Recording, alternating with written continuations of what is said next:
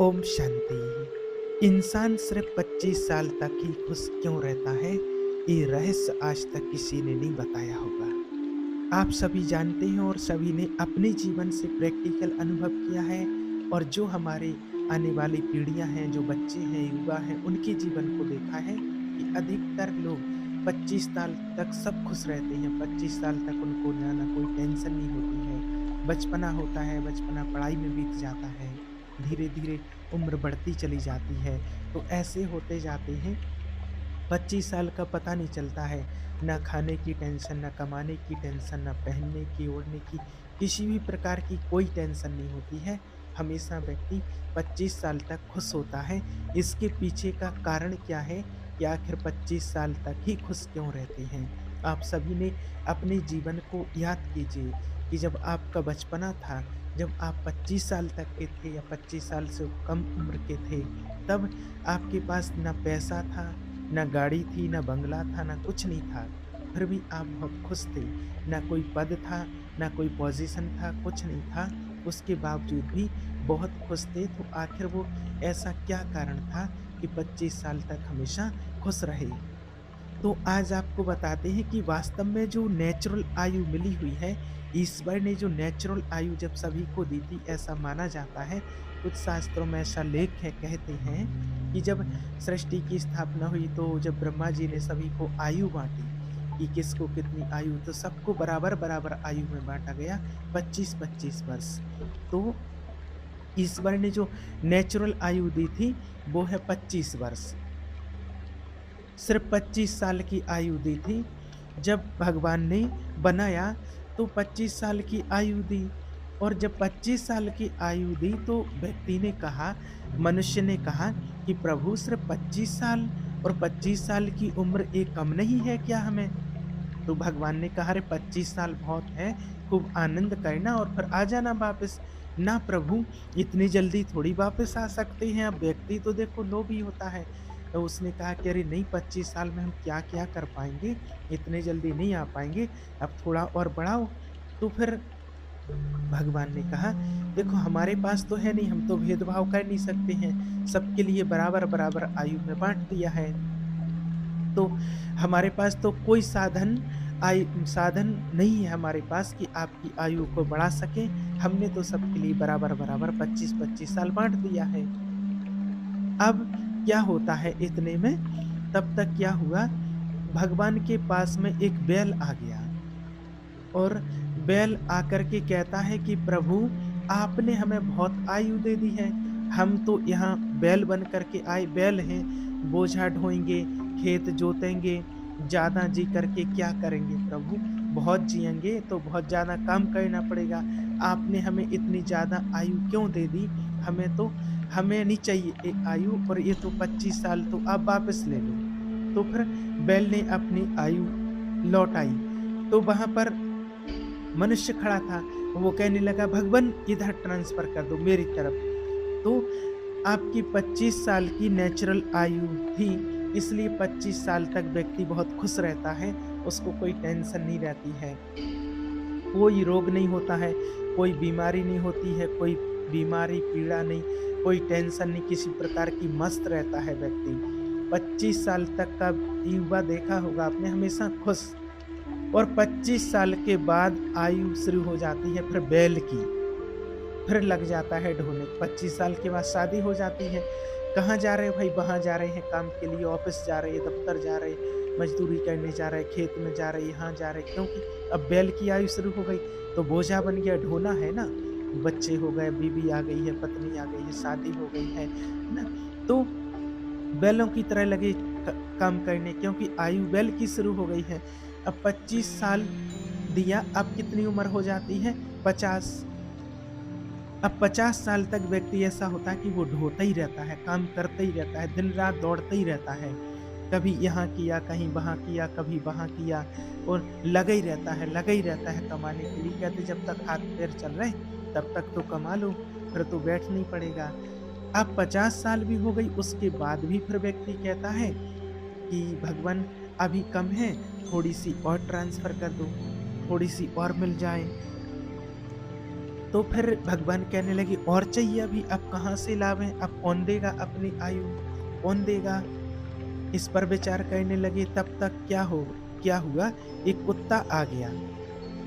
कुत्ता कहने लगा, अरे प्रभु, हम 25 साल जी करके करेंगे क्या? हमें नहीं चाहिए ये उम्र, और ये आप वापस ले लो। हमको नहीं चाहिए, बिल्कुल नहीं चाहिए हमें तो बोले, अच्छा वापस ले लें? बोले हाँ वापस ले लो, चल दे दो वापस। कुत्ते से वापस ली, और वहीं पर आदमी खड़ा था, वो बोला, प्रभु यहाँ ट्रांसफर कर दो, मेरे को ही दे दो। 25 साल वो, अब 50 साल के बाद फिर आपने देखा होगा कि व्यक्ति एकदम कुत्ते की तरह व्यवहार करने लगता है। व्यक्ति जो होता है कि वो 25 साल के बाद अपनी उपलब्धियां गिनाना शुरू कर देता है। मैंने ये किया है, अपने जीवन में इतना किया है, बेटों को इतना दिया है, बेटों को बंगला दिया है, गाड़ी दी है, ऐसे कमाया, उससे कमाया, ये काम किया, ये फैक्ट्री चलाई, ये गाड़ी चलाई, वो किया। आप बैठ जाओ किसी बूढ़े बुजुर्ग के साथ, और वो अपनी बातें ही करेगा व्यक्ति कि मैंने ये दिया, वो दिया, ये किया, 4 बेटियों का, 4 बेटों का विवाह किया, उसकी मदद की, इतना सोना दिया, इतना गाड़ी दिया, उसको बंगला दिया। इस हमने जोड़ा कुछ नहीं है, हमने बस दिया ही दिया है। माना आप बैठ जाओ उसके पास तो व्यक्ति खाली नहीं बैठेगा, वो सिर्फ बोलता ही बोलता रहता है।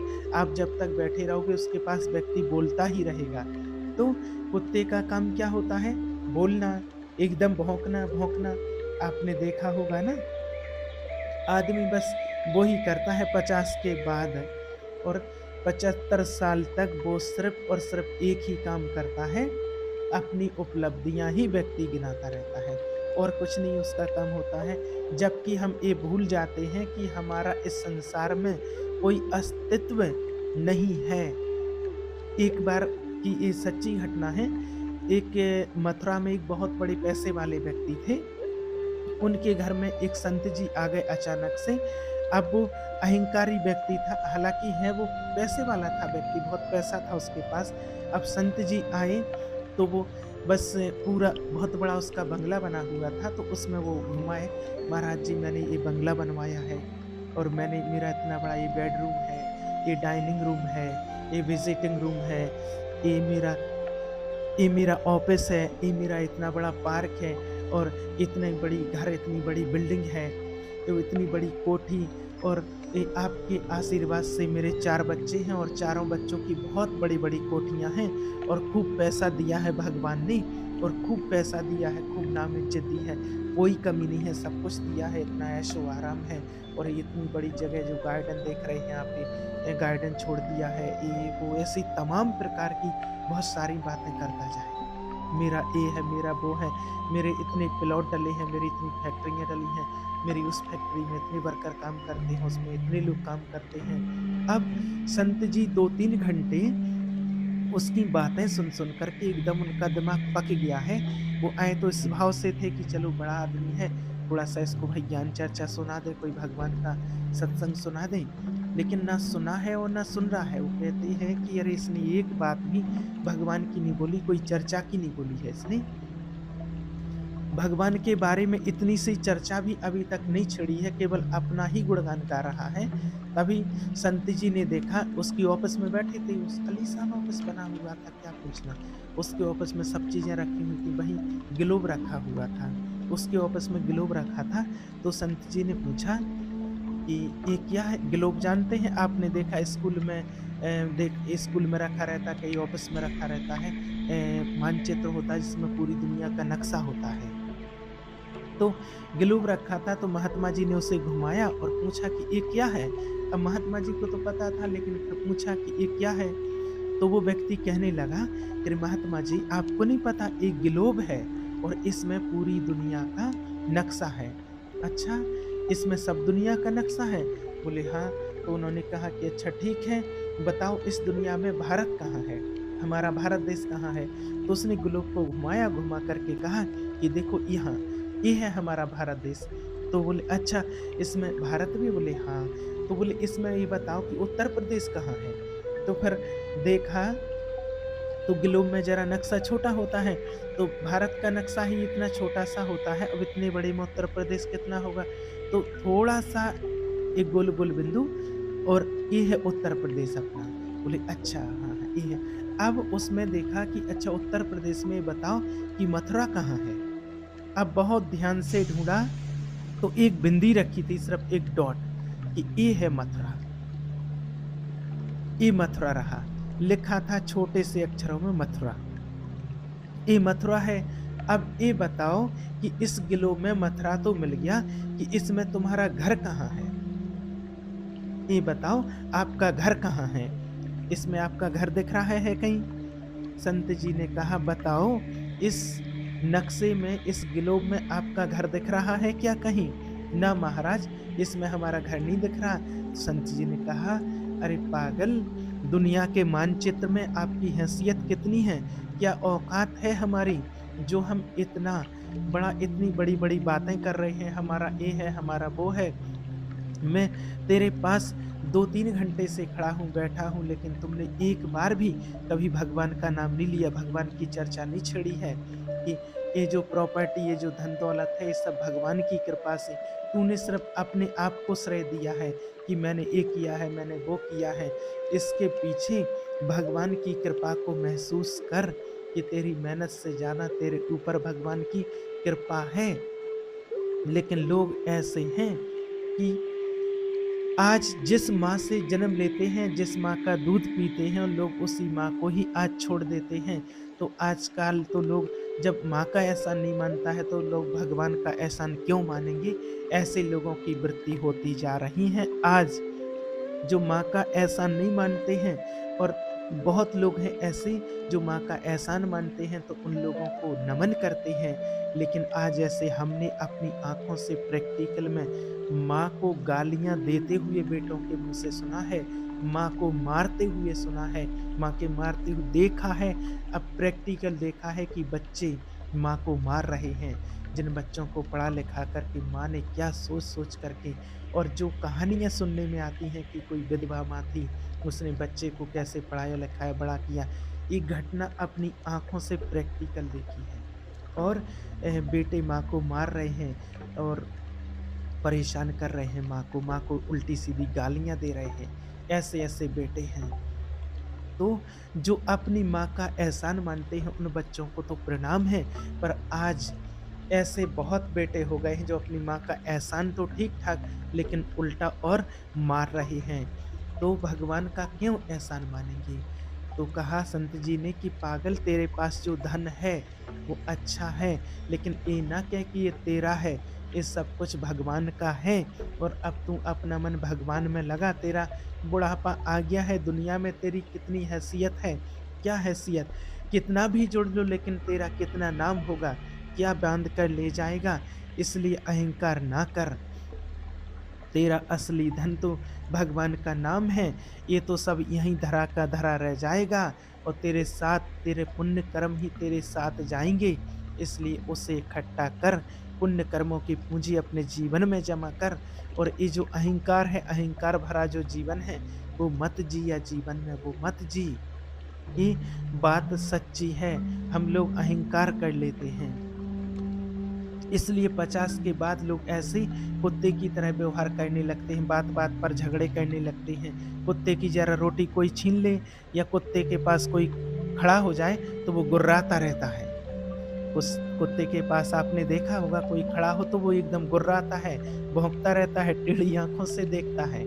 ऐसे ही आजकल का इंसान हो गया है, गुर्राता रहता है इंसान, मन ही मन बात-बात पर विवाद करता रहता है, क्योंकि आयु किसकी चल रही है? आप विचार कीजिए, किसकी आयु चल रही है? अब भगवान ने कहा अब तो खुश है भाई, अब तो 75 साल हो गई है, अब तो ठीक है। तो कहता है अरे ना भगवान, थोड़ी-सी और मिल जाए, थोड़ी और कम है अभी। तो फिर इतने में क्या होता है, उल्लू आता है और उल्लू कहता है भगवान से हमारी आयु वापस लो, हमें नहीं चाहिए, हम क्या करेंगे? तो उल्लू ने वापस कर दी, उल्लू की आयु वापस ले ली, और मनुष्य कहता हमें दे दो, तो मनुष्य को दे दी। और मनुष्य की 75 के बाद अगर व्यक्ति ज़िंदा रह जाए तो बूढ़ा आदमी क्या करता है? पहले के सीसीटीवी कैमरे क्या होते थे? बूढ़े लोग होते थे। उनकी नज़र इतनी जल्दी खराब नहीं होती थी, और बस हाथ लगा के आँखों पर कौन आया और कौन गया। कई-कई गाँव में ऐसे लोग देखे गए हैं, अभी भी हैं कई लोग कि वो सड़क के किनारे, जैसे उनका मकान है, वहाँ बैठ जाते सड़क के किनारे धूप में, और जब तक बैठते थे, जब तक वो एक-एक व्यक्ति का हिसाब रखते थे, कौन व्यक्ति कब गया, कहाँ गया, कोई गाड़ी से भी जा रहा, अरे कौन है? अच्छा फलाने का लड़का, अरे कहाँ जा रहा, किस लिए जा रहा होगा, पूरा हिसाब रखते थे। अरे भाई व्यक्ति कहाँ जा रहा, क्यों जा रहा है, आपको उससे क्या कहना है? और बूढ़ा व्यक्ति बस यही करता रहता है। इसलिए आपसे यही बोलते हैं कि आप अपने आप को इन बुराइयों से बचा कर के रखना। हमें आयु मिली है 100 साल की, 100 साल में कुछ आयु आप कमाई में लगाओ, पैसा कमाओ, पत्नी को समय दो, बच्चों को समय दो, संस्कार दो अच्छे बच्चों को, पत्नी को समय दो, माता-पिता को समय दो, बिज़नेस व्यापार को समय दो, सबके लिए समय दो, और थोड़ा-सा समय बचा कर के आप भगवान के लिए समय दो, और यही जीवन की सार्थकता है। व्यर्थ में ना किसी की निंदा करना, ना कुत्ते की तरह भौं-भौं करना, ना उल्लू की तरह किसी को ताकना, ना बैल की तरह सारे जीवन भर बोझा ही ढोते रहना। ढोते-ढोते एक दिन चले जाओगे और कुछ हाथ लगने वाला नहीं होता है। सारा धन कमा-कमा करके बच्चों को दे दोगे, और वो ही बच्चे अंत में सारा धन लेकर के वो घर से निकाल देते हैं। ऐसा भी देखा गया है। कितने आश्रमों में आज बहुत सारे माता-पिता बेचारे रह रहे हैं, बूढ़े-बुजुर्ग डले हैं वृद्धाश्रम में, और वो कहते हैं सारी दौलत ले ली बेटों ने, चेक पर साइन करवा लिए और अंत में घर से निकाल दिया। ऐसे-ऐसे लोग हैं, कितने ऐसे-ऐसे डले हुए हैं। फिर आजकल तो बेटे भी सगे नहीं हो रहे हैं, तो आप किस पर भरोसा करेंगे? आपके बेटे बहुत तो अच्छे हैं, लेकिन कुछ ऐसे हो गए जो अपने माता-पिता पर बहुत अत्याचार कर रहे हैं, और अत्याचार बहुत ज़्यादा कर रहे हैं। ऐसे बेटों के लिए कह रहे हैं, जो अच्छे हैं वो तो सदा अच्छे हैं और पूज्य हैं और वंदनीय हैं। पर आपके लिए एक सावधानी देते हैं कि आपके लिए एक सीख कि अपने माता-पिता को कभी भी परेशान नहीं करना चाहिए, क्योंकि सीढ़ी से सीढ़ी लगी हुई है। अगर आज आप अपने माता-पिता को परेशान करते हैं, तो कल आप भी पिता बनेंगे, माँ बनेंगे, आपके भी बच्चे होंगे, और जब वो आपसे पूछेंगे कि दादाजी कहाँ हैं? तो उनको आप क्या जवाब देंगे? कैसे रहते थे? कहाँ रहते थे? तो वो ही नौबत आपके साथ ना आए, इसलिए आप अपने माता-पिता का सम्मान रखें, उनकी सेवा करें, भगवान का ध्यान करें, अपना जीवन खुशी-खुशी से बिताएँ। ओम शांति।